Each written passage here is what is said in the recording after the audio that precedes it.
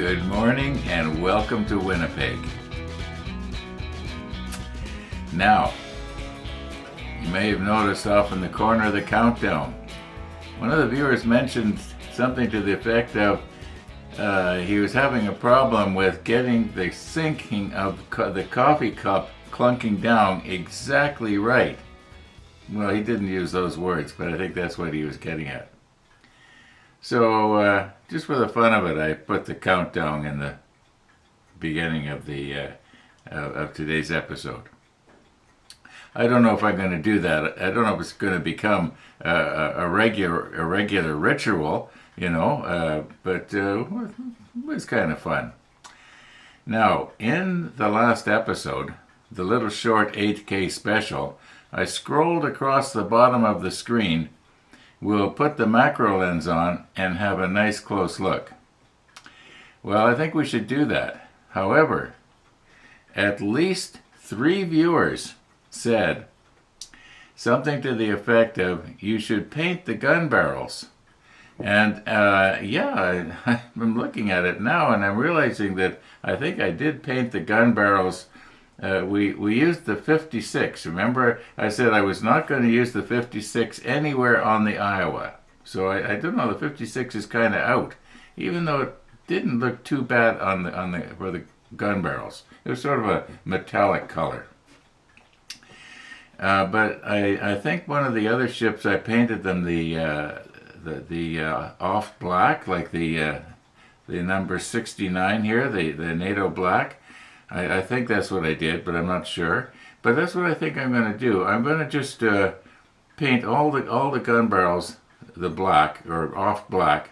The 77 I don't think is dark enough to contrast. How the NATO black is going to look on the big gun, so I don't know. Maybe I'm making a mistake here. We have about, I believe there's about 50 of these 20 millimeter guns, and there are, I believe, around 20 of these that I'm holding in my hand, 2 of which we have already mounted on the deck, right here and here. So, but they should be fairly easy to paint, and they don't have to be painted underneath. It'd be nice if I could. I guess I could on these ones because they're not mounted down. Yeah, I could paint them all the way around. And then too, I have to decide like how far up the into the breech area do I actually want to go with the black. And then I might accidentally be getting it on other stuff. I'll see once I get started. I'll just do it. I'll just do the ends of the barrels, and then see how it looks. And if it looks like maybe I should go the rest of the way, then I will. Anyway, I think that's about it for my opening remarks. Let's put on our macro lens here and take a close look. Okay, our deck is about as dry as it's going to get here. I was noticing when I was looking at my video yesterday that there was a little spot that I had missed. And I had hoped that the 77 would sort of flow over it, but it didn't. Yeah, I know you're thinking, well, why didn't I paint it at the time? Well, I didn't see it at the time. I saw it when I was editing later. Anyway, okay. Now, let's kill 2 birds with 1 stone here. Okay, this is the NATO black. Now, I could just paint just the barrel, on the end here, but I think that's, in all likelihood, this part here might also have been black. Now, I'm going to have to turn this a little bit here, so you're probably not going to see it too good.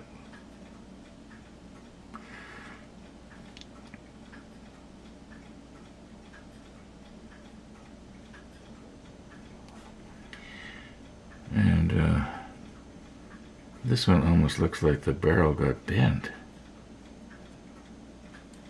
I wonder if I caught it on something there. Okay.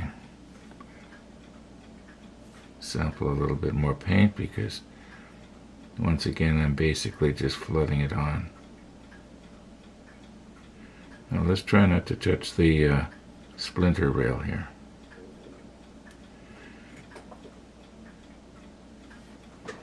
You know, this black paint is hard to see down in the jar.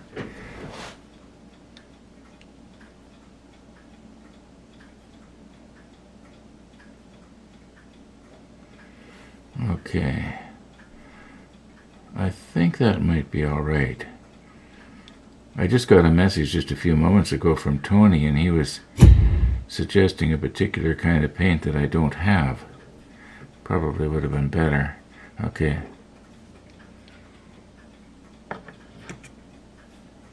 Are we still in focus? We should be still pretty much in focus. No, these ones here. Okay, this part of the recoil mechanism, I don't know if that would be black or not. Let's first just do the barrels themselves.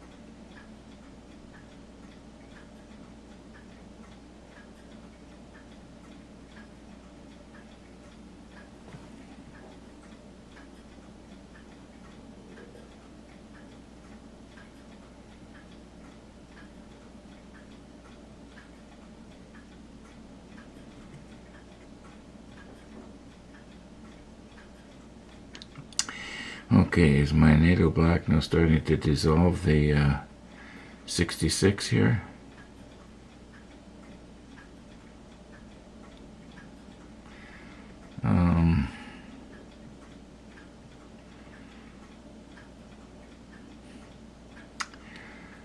I do believe I'm going to leave these the gray. What color they were in reality, I don't know.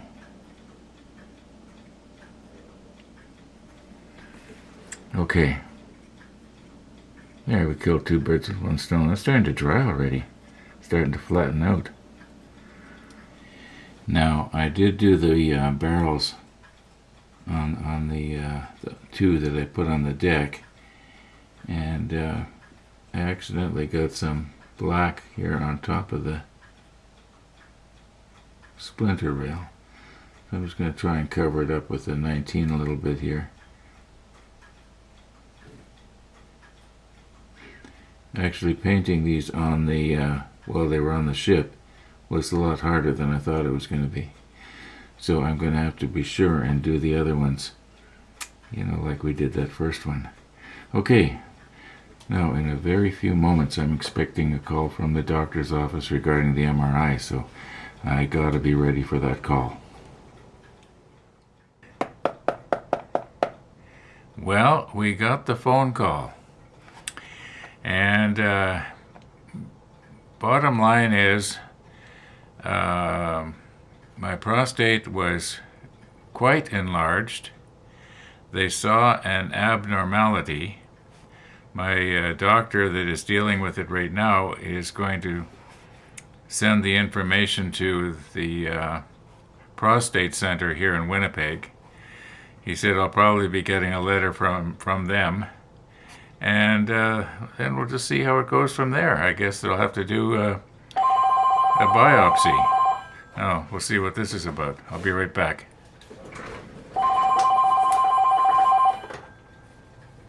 Hi, Weather Tech. Okay, I'm back. That was the furnace people. They got their records mixed up, and they were phoning to see if I wanted my furnace cleaned again. So I told them that Isaac had already come and cleaned it about a month ago. I think it was about a month ago he came. Anyway, now, what were we doing here? Now, about the anchor chain, or were we talking about the biopsy? Yeah. So, yeah, I guess the bottom line is I'm probably in about a month I'll be having to have a biopsy. Boy, that's going to be fun. But, millions of guys have had it, and, so I guess I can survive as well. Now, back to our anchor chain here. I think that now is the time maybe to deal with this. Yeah. Oh, and my little screens are in there too. Yeah, that's right too. Those little screens have to go over top of right there. Now, if I try to do this over on the other side to see how this is going to fit, you're going to see it real good, and I can't see it at all. And if I try to put this on this side, then you can't see it. So I'm going to just swing you around here about 90 degrees so that you can see and I can see, and everybody's going to be happy. Now, I have a faint recollection of somebody sending me a comment to the effect of the anchor does not fit up into the hose pipe properly, and you might want to be fixing that problem before you paint everything and glue everything together, and I did not do it. Now, I could probably glue it something like that. That would be a little bit believable. Then I wouldn't need to be trying to fasten the anchor chain and clevis onto the end of the anchor there, which is going to be kind of hard. Because it seems to me that the anchor chain is the links are not big enough to accommodate the clevis. So if I was to glue the anchor like that, and I don't know how many times I'd break it off, but if I glued it like that, that would look believable. Although it should be more up into the hose pipe, and these flutes or whatever you call them should be more hugging the side of the ship. But I think that would probably look okay. Then I could take the anchor chain and just run it down into the hose pipe and just leave it. Nobody would know it's not connected. I think that's the way I'm going to go. I've got to be able to hold the anchor there in that position though while the glue dries, and then maybe make some sort of very special thing that's going to protect it here. I could put a hoop, I guess, from here to here. That would help a little bit, but still, okay. Let's get at it. Let's do something, or we're not going to get anywhere. It's already 9 minutes after 12, and I haven't glued down any more parts. We are not getting anywhere fast here today.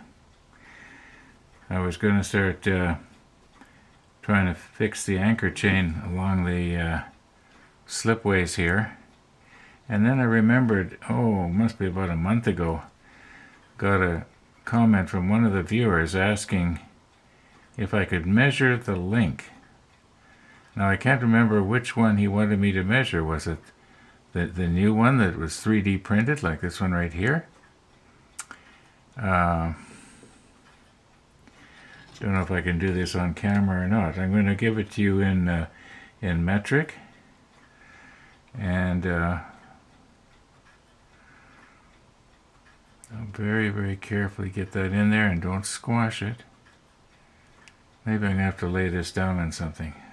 Maybe I'll put the macro lens on just for the fun of it. Let's see if I can actually video this. Oh, and about the anchor, I'm gluing it in place like that. Now, this is the side that's going to be up against the back of the case.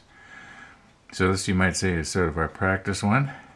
And the way I got it to fit was I cut about, I guess 4 or 5 millimeters off the end of it to make the shank part of it shorter, and then I was able to get it up in there, and it's just sort of, it's just glued in place. So we'll see what happens. We'll give it a little while here. I just have to be careful not to be bumping stuff. So, and if it works out, I'll do the other side the same way.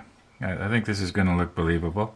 I am definitely going to have to touch up a little bit though, because this glue has sort of made a mess of our paint job.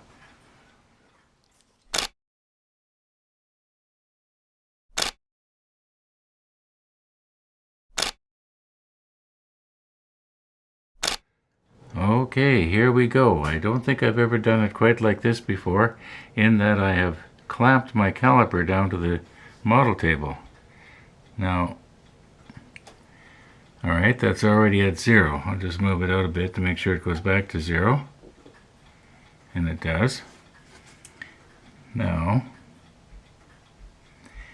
this might be a little bit difficult to get just right. I might have to take this off camera a bit to get it to the right place in the tweezer, so just bear with me.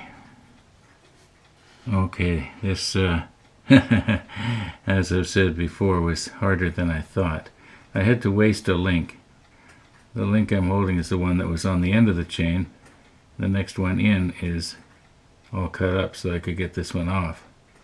Oop. Now, I don't know if I can hold this. I'm trying to hold it so that it doesn't twist on me. I'm going to be able to put it up against the anvil part of the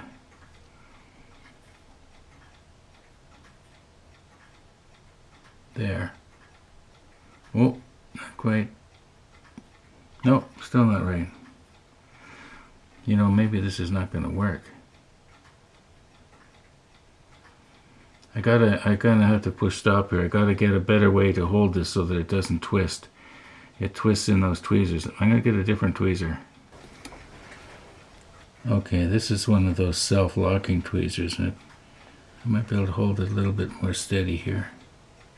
There. Okay, that is the length of the link. Okay, just do it again. First of all, we'll check and make sure we're at 0. Yeah, we're at 0. Okay, let's go back and we'll do it one more time. Very gently up against the edge. Okay, 2.58 millimeters. Yeah, so it's just a hair over 2.5 millimeters long. Now we were going to try and do this chain, weren't we? Okay, I might have to set up differently. This chain, I can tell by looking at it, is going to be a lot smaller. And this chain might work good with the other tweezers. Where are they now? Okay, bring this in. Bring this in very carefully here. Okay, we want to try and bring that up. Oh, it's twisting. Maybe it won't work. Oh, I think it's going to work. Very carefully now. Ooh. I've twisted it. Oh!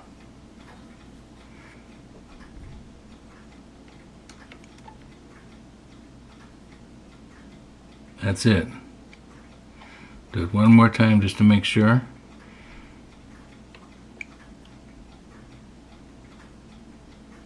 Oh, it keeps moving on me here. Why can I not get that? Let's just...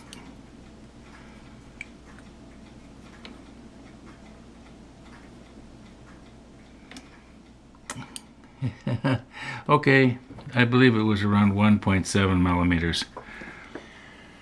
Okay, just for the fun of it, we may as well hang on to our little link here, right?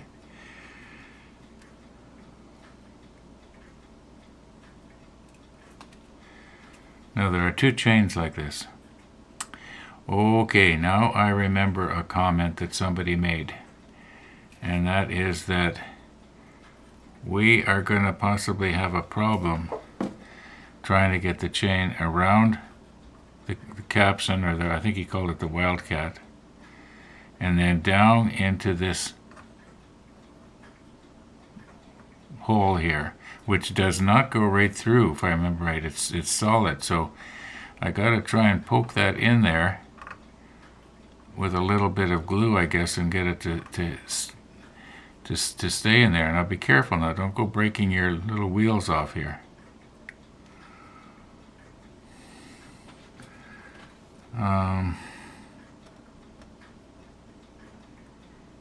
Yeah, we gotta get that stuck in there. And then when we pull it taut, we can have to try and straighten it out. I should have checked that out. You know what? I think I kind of did, but by the time I read the comment, I'd already glued this down. I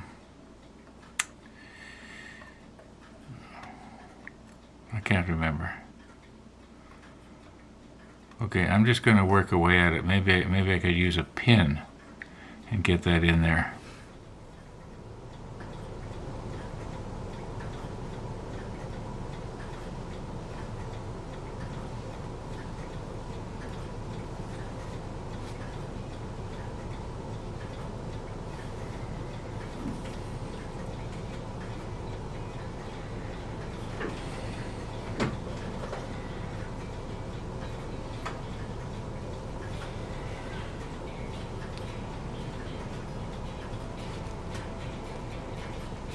No, this is the first time I'm trying this, so it may